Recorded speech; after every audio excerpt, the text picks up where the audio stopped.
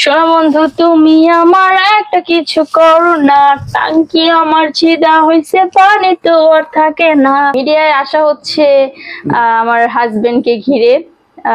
তাকে হচ্ছে friend request পাঠিয়েছিলাম অনেক খোঁজাখুঁজির পর।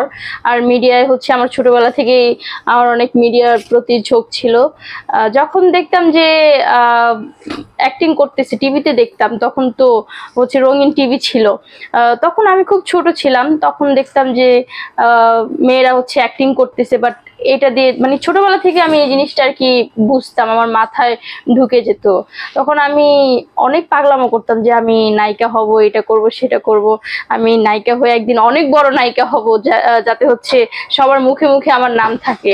তো আমার মনে হয় যে এরকম স্বপ্ন প্রত্যেকটা মেয়ের ভিতরেই থাকে, মানে বেশিরভাগ। আর ওকে রিকোয়েস্ট পাঠিয়েছিলাম, আর ও রিকোয়েস্টটা একসেপ্ট করেছিল। ওকে আমি বলেছি যে ভাইয়া, তখন ভাইয়া বলতাম, তখন তো ভাইয়া ছিল, আমি মিডিয়ায় কাজ করতে চাই, আমাকে একটু সুযোগ করে দেন। আবার দেখলাম যে ওর সাথে হচ্ছে অপু বিশ্বাস থেকে শুরু করে যত বড় বড় আর্টিস্ট আছে সবার সাথে ওর পিক। ওইটা দেখে তো আরো পাগল হয়ে গিয়েছিলাম যে ও মাই গড, উনি হচ্ছে ওর সাথে ছবি তুলেছে, তার মানে তো উনি আমার একটা কিছু করতে পারবে, মানে হচ্ছে আমাকে একটা পর্যায়ে নিয়ে যেতে পারবে। তো ওকে আমি হচ্ছে নায়িকা হওয়ার ইয়েটা বলি যে আমার ছোটবেলা থেকে অনেক ইচ্ছে ছিল। তখন সে বলল, মানে এরকম করে কথা হইতে হইতে সে আমাকে একদিন হচ্ছে বিয়ের অফার দেয় যে চলো আমরা বিয়ে করে ফেলি।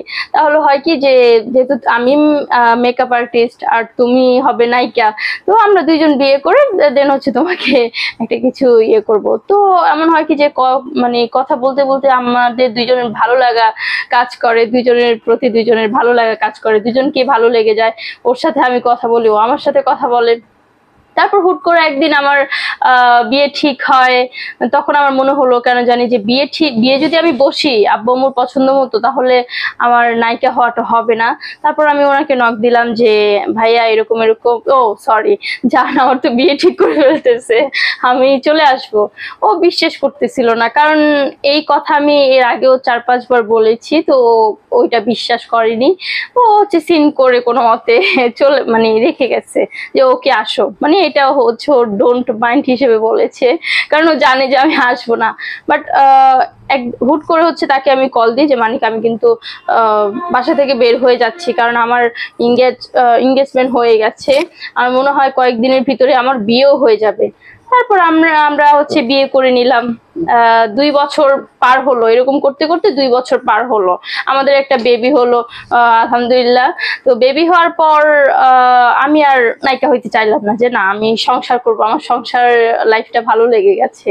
বাট তারপরও থাকে না একটা ঝোঁক, মানে সব বিষয় নিয়ে আমার একটু ঝোঁক ছিল। তো ওইটা আবার ও বুঝতে পেরেছে যে আমি নায়িকা হইতে চাই। তো একটা সুযোগ এসেছিল যে আমার অ্যাক্টিং করতে হবে, এটা হচ্ছে ইগল মিউজিক। ওর এক বন্ধুর মাধ্যমে গিয়েছিলাম ওইখানে, ও ছিল সেখানে মেকআপ আর্টিস্ট। তো ও মানে ওর কাছে হচ্ছে আমার ডাক আসে যে এরকম এরকম তোমার ওয়াইফকে তো লাগবে এই ক্যারেক্টারের জন্য। তো ওই ক্যারেক্টারে যাওয়ার পর দেখলো যে আমি ভালো করেছি, তখন ও বললো একটা কাজ করো, তুমি মিডিয়ায় কাজ করো, যেহেতু ঘরে একা একা বসে থাকো, তেমন কোনো কাজও নেই, তো একটা কাজ করো, তুমি মিডিয়ায় কাজ করো, তাহলে তোমার সময়ও পার হয়ে যাবে, আর তোমার অভিজ্ঞতা বাড়বে, আর তোমার যেটা স্বপ্ন ছিল সেটাও পূরণ হয়ে যাবে। তো ব্যাস, ওর হাত ধরেই মিডিয়ায় আসা। স্বামীর প্রফেশন কি তাহলে? আমার হাজবেন্ড মেকআপ আর্টিস্ট ছিল, বাট এখন নেই। এখন হচ্ছে আমি যেই জায়গায় যাই ওকে সাথে করে নিয়ে যাই, কারণ আমার হচ্ছে আনইজি ফিল হয়, আমি একা যেতে পারি না, আর আমি একা কখনোই চলাচল করতে পারি না, আমার কেমন যেন ভয় লাগে।